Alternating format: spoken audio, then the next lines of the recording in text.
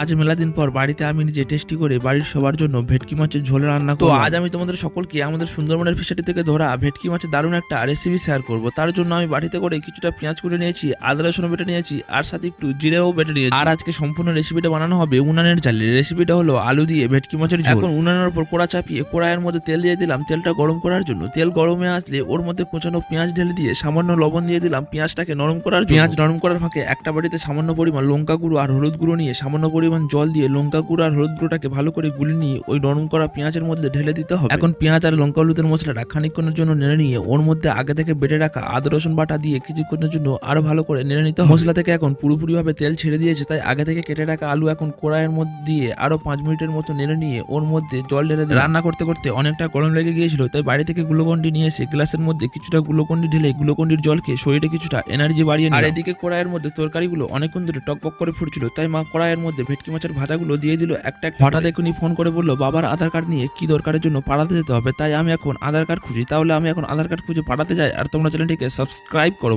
By.